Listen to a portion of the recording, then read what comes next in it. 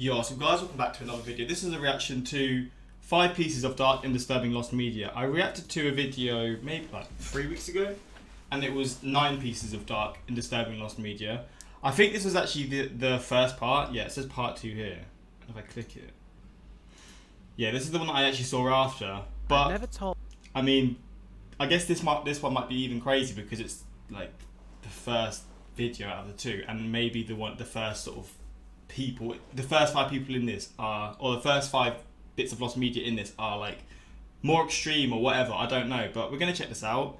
Hopefully, you're going to enjoy. The last one went down quite well, so this is why I'm doing the second one. Plus, I was kind of blown away by some of the shit that was actually on there. But yeah, suggest some more videos like this you want to see in future. Links are in the description to my Instagram and my Twitter for those who want to follow me. Same for my Patreon, links are there, but let's just get into this, man. Told my long-time viewers this, but I have a long-standing interest in lost media. Lost media is described as, appropriately enough, a piece of media that is lost or difficult to track down. The best place to find information on a piece of media that is considered lost is the Lost Media Wiki. The wiki has played a huge role in many pieces of lost media being found, such as Rhapsody Street Kids, one of the worst animated movies of all time that aired once and then went missing for over a decade, before it was obtained by the wiki's owner Diacate and made available for everyone to view, and About Dressy Sally, aka Clockman, which was lost for decades before it finally resurfaced on YouTube in 2016. Holy, that's scary, However, man. there is a darker side to the wiki. A number of entries on it are labeled NSFL, which stands for Not Safe for Life. This means they are the most disturbing pieces of media listed on the site. There's a reason most of these are lost, namely they've been withheld from the public due to their graphic or unsettling content. Like I said, I have a long-standing interest in lost media, and that includes the disturbing kind. So in this video, I'll be going through the Not Safe for Life section of the Lost Media Wiki. The Andrew Blaze Suicide Tapes. What? Andrew Blaze, real name Randy Stair, was a YouTuber who originally started on the site in 2008 on a channel called Pioneers Productions, which was mostly used for uploading comedy skits. Randy, have you seen my Fuck me. I've never heard this guy before. Is this like a big YouTube thing or something? alligator? Yeah, dude, he's like your best character. Watch your videos. No, I mean, have you seen him? No, why? He's gone.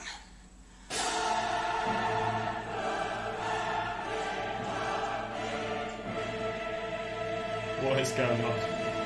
This channel was not successful, so he moved over to another one called Ember's Ghost Squad. The channel was named after Ember McLean from Danny Phantom, who Randy seemed to have developed an obsession with, to the point where he wanted to die and be reincarnated as her. Somewhere along the line, Randy basically went completely insane. And that's when Ember came back into my life. It was in 2013, around late March, early April. That's when she came back into my life.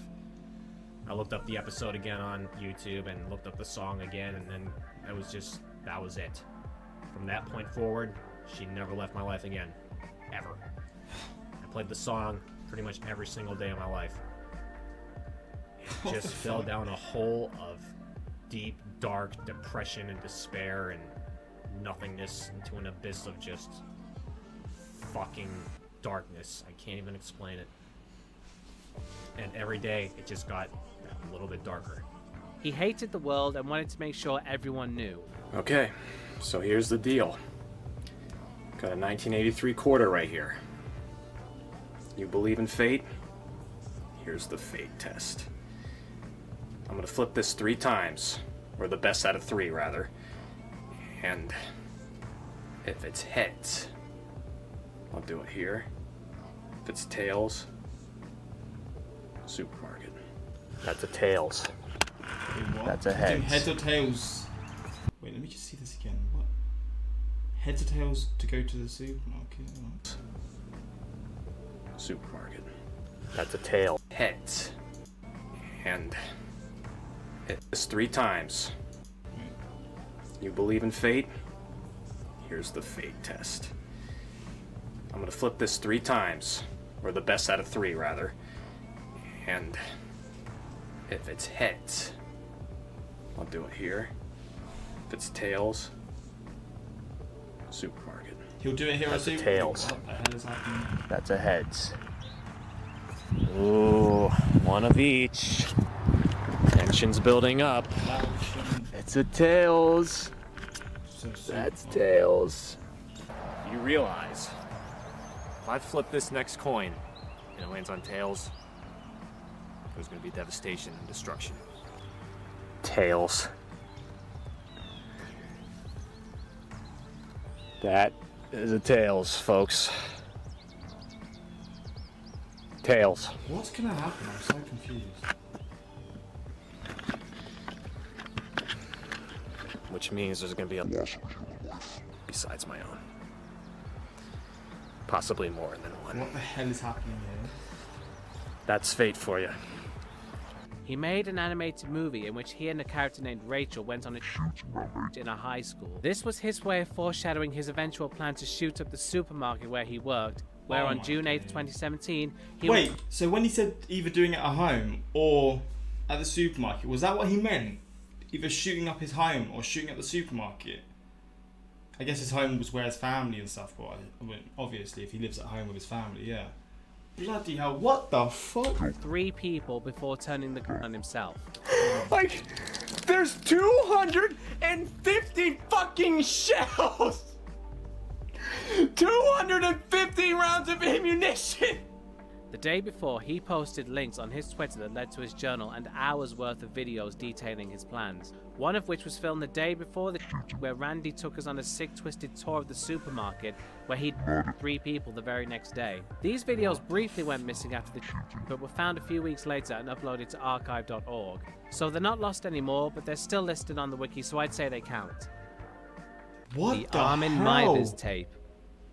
My name, Armin Meiwes. I was born 1961. And this guy was a YouTuber. Oh my days, man. Oh, people are weird. People are so weird. Oh, this now makes me think about the shooting in New Zealand, I think. He didn't like live stream on YouTube, and like he killed he just went to like a mosque and just killed so many people, and he literally streamed it on YouTube. I'm pretty sure it was YouTube. And then he started saying some like things about. I swear I remember seeing a video on YouTube about what he said, and it was like subscribe to PewDiePie, because that was like the big meme then. He was using that as a thing to just say this bullshit. Like, I know obviously it's nothing to do with PewDiePie at all, but the fact that he was saying that kind of stuff to sort of be like, oh look, I'm doing this, so go and do that. It's just like, people are so fucked in every way possible, man. It's ridiculous the things that people can do to please their mind or whatever it is, man. But goddamn, people are evil. I'm computer engineer from Rothenburg, Germany. I killed a man, slaughtered him and ate him. Oh.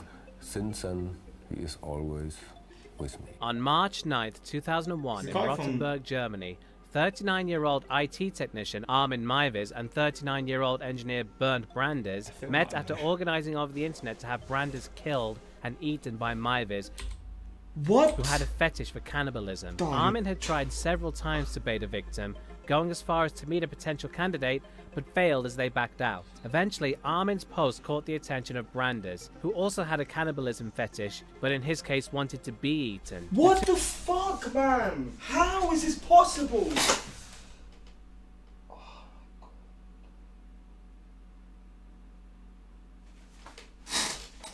How can you have... I mean, firstly, how can you have a fetish to eat people? But secondly, you have a fetish to be eaten alive or what? Oh my god. Oh, I bet there are so many people out there that are just probably living in this area of the city that I'm living in that have these kinds of thoughts, but obviously don't proceed with them. How you can have these thoughts in general? There's probably some people watching this that are like, I wonder about being eaten alive. Sounds kind of fun, you know. That's probably some people with that. Nah, I hope not. If you are, stop watching right now and get off this video and think about your life. Oh, that is grim though. Who fantasizes about being eaten, let alone eating people? To arrange to meet up, and upon arriving at Oh, Armin's shit. house, Brandes asked him to bite off his member. When this proved unsuccessful, Armin cut it off with a knife. Brandes tried to eat it raw, but it was too chewy, so Armin tried frying it, but cooked it to the point where it was inedible, so he gave it to his dog. After that, Brandes sat in a bathtub and bled out for 3 hours while Armin read a Star Trek novel. After Brandes was dead, Armin took his body to a room that he turned into a makeshift slaughterhouse and dismembered him. That is Armin would unreal. later That's make a detailed unreal. post on the Cannibal Cafe, which was the fetishist forum where he'd met Brandes. Cannibal Cafe. I feel sick right now. Don't say there's a video of this and people can watch it. Like, I really hope that's not the case. Because it says Lost Media. I guess maybe like there's an interview of him. I hope that's the case. Because if he recorded this, oh my god. In which he revealed what he'd done. Someone on the site reported him to the police and he was arrested in December 2000. But let's just... 3 hours while Armin read a Star Trek novel. After Brandis was dead, Armin took his body to a room that he turned into a makeshift slaughterhouse and dismembered him. Armin would later make a detailed post on the Cannibal Cafe, which was the fetishist forum where he'd met Brandes, in which he revealed what he'd done. Someone on the site reported him to the police and he was arrested in December 2002. Armin had apparently kept Brandes' flesh in ice boxes and had consumed roughly 20 kilograms of it. Upon his arrest, the police found a tape showing the events of the killing and later dismembering. The only time the police ever allowed the tape to be seen was during Armin's trial, where 4 journalists who were present apparently required therapy after viewing it. Armin was convicted of manslaughter and was sentenced to 8 years in prison. 8 years? Oh, stop. 8 years. Nah, the jail... A retrial in 2005 saw him found guilty of murder and he was sentenced to life in prison. Okay. The video itself remains in possession of the German authorities and due to its graphic content is unlikely to ever be released to the public. Brandon Lee's death footage. Brandon Lee was the son of legendary martial artist and actor Bruce Lee. Following in his father's footsteps, Brandon also became a martial arts actor. This is Bruce Lee's son. What happened to his son? Landing supporting roles in several action movies before he was cast as a leading role in Alex Proyas' 1994 cult classic, The Crow, which would be his first and only leading role. On March 31st, 1993, Lee was filming a scene in which his character, Eric Draven, is shot upon witnessing the rape and beating of his fiancée. Michael Massey, as the character Funboy, was to shoot Lee with a real .44 Magnum revolver that was using dummy cartridges. This same gun had been used for an earlier scene, after which they unknowingly left a live primer. That is so stupid, man. I'm sorry, you are dumb as hell. Not him, the producers and stuff. How? Just check your guns, take everything out, and just put the fake ones in. It takes 2 seconds. Oh my god. It reminds me of that thing that happened recently with the... I can't remember who it was, but obviously someone died recently from the same exact thing. Which is responsible for creating the combustion that launches bullets out of a gun inside the cartridge. The gun had been fired with enough force to lodge a bullet in the gun's barrel. When it came time for the scene where the gun would be fired at Lee, blank rounds were loaded into the gun with live powder and primer. The production's firearms specialist had gone home for the day, so the gun hadn't been checked to make sure there was no obstructions in the barrel of the gun. Because of the powder and primer, the bullet lodged in the barrel was discharged with the same force they would have had if it were loaded with a live round. The bullet struck Brandon in the abdomen. He was rushed to the hospital but died later that day. His death was caught on camera and was allegedly destroyed under the insistence of the director. However, some of the cameramen claim otherwise, including one who even claims to own a copy of the death footage. The footage has never been released or seen, and no legitimate stills of the footage have been found either. Despite Lee's death being a freak accident that was ultimately caused due to the production crew cutting corners and not taking the time to check the gun, Michael Massey, who fired the bullet at Lee, never got over the incident. He was said to have never watched the movie and regretted the incident until his death from stomach cancer in 2016. It really is tragic that just like his father, Brandon died young through no fault of his own. Because of this, we never really got to see what kind of career he... Wait, what? Wait, Bruce Lee died young? What? I don't know much about him, to be honest. I just know he's in, obviously, Karate Kid. And I've never seen that film, which I probably should, but I didn't know he died young.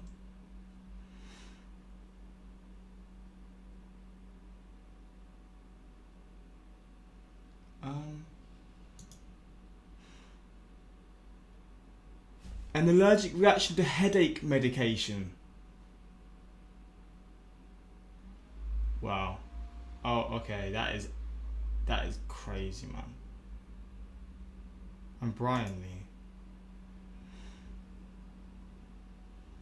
Jeez, that is so fucked, man. Both of them died so young. Holy shit! I didn't know that about Bruce Lee either. I didn't know about his son too. He could have had. He could have gone on to be just as influential as his father, but sadly, we'll never know what could have been.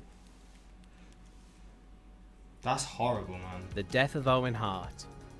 I couldn't make a video like this without covering Owen Hart's death. Owen Hart was a Canadian professional wrestler and a member of the Hart wrestling family. He's best known for his time wrestling in the World This was mentioned in the video that I saw recently, wasn't it? When he was like on the... It's WWF, and he was on the cables or Wrestling whatever. Federation, where, although he didn't reach the heights of his older brother Bret the Hitman Hart, was well loved by the fans due to his impressive in-ring ability and his charismatic personality. In 1997, following an incident known as the Montreal Screwjob, Bret Hart left the company for the rival promotion WCW. He was followed by the British Bulldog and later Jim the Anvil Neidhart, who were Bret and Owen's brothers-in-law. This left Owen as the only member of the Hart family in the WWF. In early 1999, the WWF repackaged him as the Blue Blazer, the gimmick he had when he debuted in the company a decade earlier. You know, there's a lot of tough wrestlers in the World Wrestling Federation. Big, mean, nasty, tough guys like Dino Bravo uses all that muscle to win his matches. Then there's Bad News Brown, the Brooklyn Brawl, with all their dirty street fighting tactics, and they use that to win. Then there's guys like Mr. Perfect, Kurt Hennig. You think you're the greatest wrestler in the world. Well, Mr. Perfect, you step in the ring with the Blue Blazer and let me show you what great wrestling is all about. Because each and every one of you guys have your own styles, but I too have my own unique style. And I use that acrobatic maneuver to beat you guys 1, 2, 3 in the middle of the ring. And that's my strategy, to beat you guys with my great wrestling acrobatics. And that's what's gonna get me to the top of the World Wrestling Federation. So all you big, tough, arrogant, nasty wrestlers, come on, I'm ready for you, in the ring. On several occasions, Owen would make his entrance to the ring by being lowered by a zip wire. On May 23rd, 1999, at the Over the Edge pay-per-view, Owen was going to make this entrance for a match with the Godfather for the Intercontinental Championship. Just before the match was due to start, announcer Jim Ross said that there was big problems, and the feed cut to an interview with Owen that was filmed earlier that night. Folks, let's take you now to an interview conducted earlier tonight with Kevin Kelly and the Blue Blazer, and we got big problems out here. Well, Blue Blazer, you got a big match tonight, going after the Intercontinental Championship, taking on the Godfather. Ooh, the Godfather.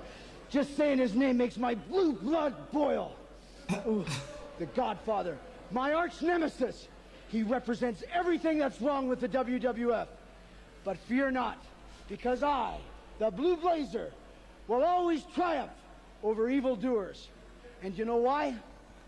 Because I always take my vitamins, say my prayers, and drink my milk. Woo! This would be the last time he was ever seen alive on television. Wow, During a hype package that was shown before the interview, Owen was making his entrance on the zip wire. He was supposed to unlatch his harness when he was a few feet above the ring, causing him to fall flat on his face for comedic effect, as his wrestling persona was a bumbling superhero. The harness was accidentally unlatched prematurely, causing Hart to fall 24 meters chest first onto the top rope, flinging violently into the ring. Jim Ross informed the TV audience what was happening as the camera cut from him to the crowd, staying off the ring while the paramedics worked on Owen. Ladies and gentlemen, when you're doing live television, a lot of things can happen, and sometimes they are not good. The Blue Blazer, as we know, as Owen Hart, was going to make a very spectacular superhero-like entrance from the rafters, and something went terribly wrong here. Certainly, Owen Hart, Blue Blazer, a very serious situation here at this point in time is being attended to by the EMTs. This is not a part of the entertainment here tonight. This is as real can be here. And the EMTs are tending to Owen in the ring now. And we are at a little bit of a loss for this situation. I've been doing this for more years than I would like to admit. And this is it's one of the most shocking things I've ever seen. This is not your typical wrestling storyline. This is a real situation.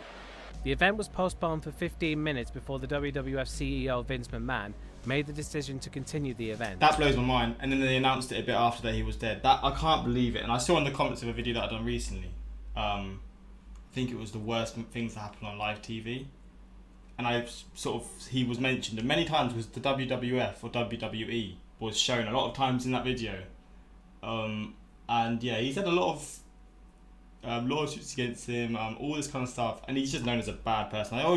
I knew his name and I knew he was quite a sketchy guy, but I didn't know to what sort of levels he would go to, or what lengths he'd go to sort of try and please the audience.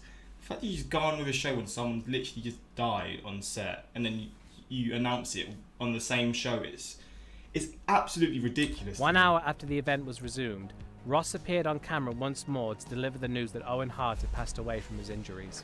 Here in Kansas City, tragedy befell the World Wrestling Federation and all of us.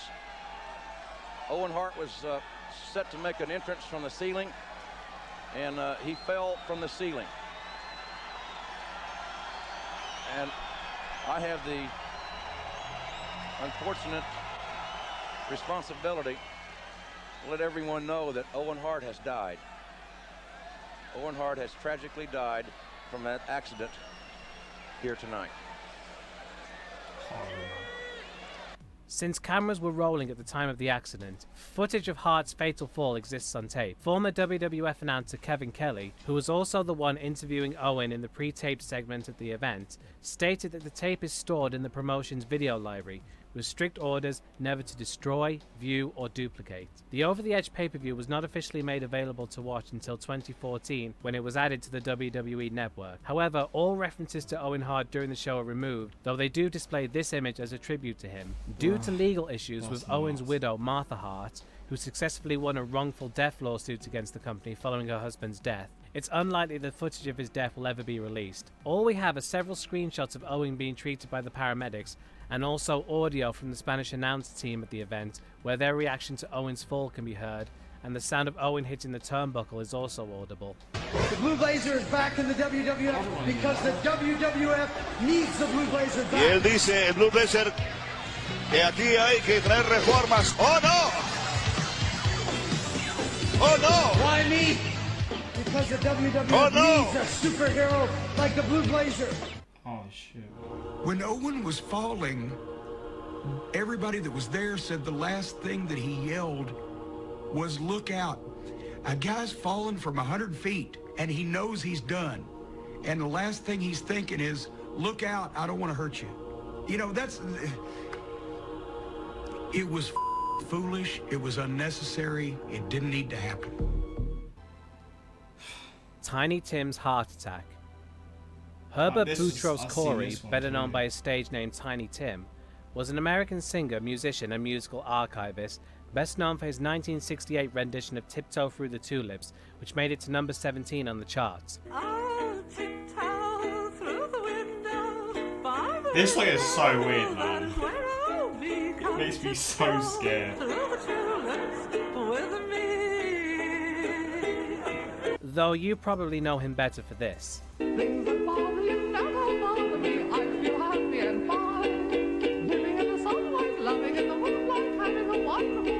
Such a weird singing voice. Interestingly enough, while he was known for his falsetto vocals, he was actually a baritone. Oh,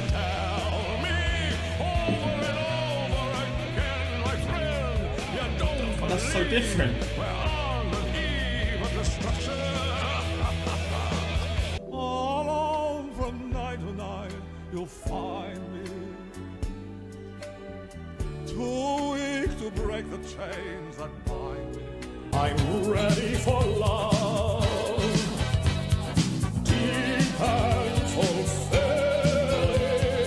He was also known for having a near encyclopedic knowledge of music, as displayed in this clip with Bing Crosby, where he was able to name what song Crosby was singing, as well as what film it was from, just from hearing one line. Down the old Ox Road, though you'll never know where it is by looking at maps. Oh, gee, that's easy. What's that? That's, the year was 1933. True. The picture was College Humor. Right. And from that picture, you also sang, "Learn to croon. You'll eliminate each rival soon. If you're heading for a sunny honeymoon, learn to croon." He also married his first wife on the Johnny Carson show, which was watched by an audience of 40 million people. However, after this, his fame began to decline. He continued to record new material and perform, but received very little attention. As the years went by, Tiny stopped taking care of his health, having a very poor diet, and became a heavy drinker. He eventually developed congestive heart failure and type 2 diabetes. Despite his poor health, he continued performing. On September 28, 1996, Tiny was set to perform at the Ukulele Hall of Fame Expo at the Montague Book Mill in Massachusetts. His appearance at this event was caught on camera, but unfortunately due to copyright reasons I can't show the footage without it being heavily edited. As Tiny gave a speech to the audience, he was about to mention that he wasn't feeling very well. As he said this, Tiny collapsed and fell off the stage while the camera was still rolling. Oh, wow. You hear any coughing during the show? Well, it's because, you know. He regained consciousness later on in the hospital and was told that he'd suffered a heart attack. He was interviewed while in the hospital, but the audio in the footage is very muffled and it's more or less impossible to make out what he's saying. His doctors warned him that if he didn't retire from performing, he'd be lucky to live maybe another year. Tiny ignored this advice, saying, quote, "I am ready for anything that happens.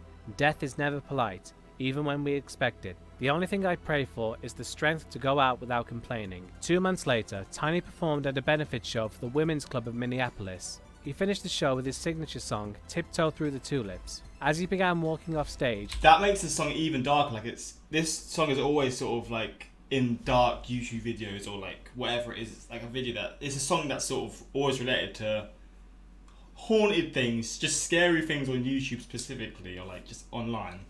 So the fact that this is the backstory to it as well makes it even flipping like more mental. He's literally singing the song just before he passes away. That makes the song a whole load more fucking creepy, man. I had no idea either. I had literally no clue. Was this song seen... Well, that was a voice quote. If you were from this era, or if you just know about this era, maybe just people have interest in different eras and stuff, right? When this song first came out in the 80s and 90s, was it seen as like a dark song, or was it always seen as just like a song that people enjoyed? Or did it sort of become a dark song during the internet age kind of thing? Maybe after this happened, it was sort of turned into one of those sort of darker songs. His wife Susan asked him if he was feeling okay. He simply replied with, "No, I'm not." He then collapsed and fell unconscious. He was rushed to the hospital, where doctors attempted to revive him, but he never woke up. Tiny Tim died on November 30th from a heart attack. He was 64 years old. These pictures were taken just before his death. The footage of his first heart attack was lost for over 20 years before a company called Video Syncrasies made the video available as a bonus feature for anyone who paid to watch a documentary they made. Why? I'm not trying to sound like an asshole here, but I personally think that this footage shouldn't be hidden behind a paywall. This is why... Why? Just either don't let anyone see it, or just why are you making people pay to see it? That's awful. In December 2019, I paid to rent the documentary and recorded the footage of Tiny's heart attack with OBS. I then uploaded it to archive.org so it would be free for anyone to watch. As I said, I couldn't show the footage here because the copyright holders clearly don't believe in fair use, as they're known to send threatening emails to people claiming they'll have their YouTube channels taken down unless they paid to use the footage. I believe that this footage is historically significant and shouldn't be hidden behind a paywall by a bunch of greedy people trying to make money off a man's near-death experience. As disturbing as the footage could be to some people, I still believe it should be available for everyone to view. Tiny. Say hi to the people in Ames. Nice talking to you all. Ames, I remember the one time I was there and just giving like this. You look great, Tiny. We love you. Well, there you have it, folks. That's 5 pieces of disturbing lost media for Randy Stair. I feel that was dark. God damn, man. Yeah, wild ass video, man. The fact that Owen Hart yelled "Look out" while he was falling to his death is so sad, and it's so amazing at the same time. He seemed like a really sweet, selfless guy. See, when I saw him first pop up, I sort of assumed it would be sort of like, what's his name? There was a WWE fighter who I think it was WWF at the time, who like, because through like the concussions from being on WWF and whatever else he done, it's sort of like, what's the thing in American football called? The heads. Is it CTE? I think he had CTE or something like that, if that's what it's called. And he ended up killing his whole family and killing himself. And I was thinking maybe it was going to be related to that. And then I saw what they actually started talking about, and it was like I'm just like, what the fuck? How can that even happen? It wasn't even that long ago. It's 20 years ago, 23 years ago. So I'd have assumed like safety precautions at that point would be a lot safer, but it wasn't. And I mean, yeah, his poor wife had to deal with that. His poor family as well, man. Tiny Tim was such a kind, loving, and humble man that I did not appreciate when he was alive. A true talent and undervalued American entertainer treasure. The first guy absolutely wanted to kill other people. I don't believe for a second those were his only 3 flips of the coin. You can see the stupid grin on his face. Yeah, man. People are fucked in crazy ways, bro. The fact that you would literally flip a coin to either kill people in the shop or kill people, I assume that are your family. It's just like unbelievable, man. But yeah, I pray I never get like that. I don't think. I mean, from my point of view, I won't. But I feel like it can literally happen to anyone, can't it? This person may have been a normal individual at one point and maybe just went off the rails. I assume maybe these people always have these sort of dark thoughts in their mind. But I'm guessing some people like this sort of have an event that sort of changed their sort of whole chemical imbalance or balances in their mind and just causes them to do these things. But even then, man, like, yeah, it's unbelievable. I don't really know if I'm right or wrong, but I just pray I never get like this, or anyone I know never gets like this, because holy shit, it's dark. But yeah, hopefully you enjoyed this as much as you could for a dark video. But yeah, if you want more of these reactions, suggest it in the comments. And until next time, like, subscribe. Peace.